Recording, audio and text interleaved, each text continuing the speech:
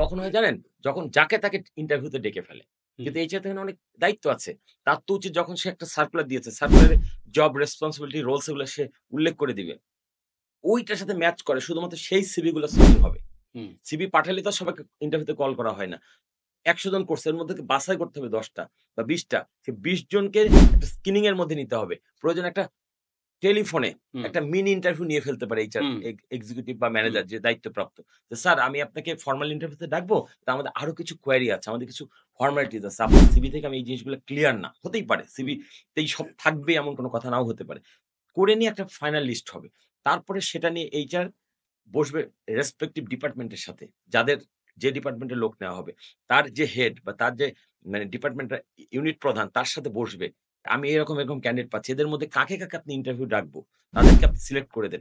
তারপরে যদি ডাকা হয় মানে এই ধরনের প্রিপারেশন নিয়ে হুম। যদি ডাকা হয় তাহলে হয়রানি কম হবে।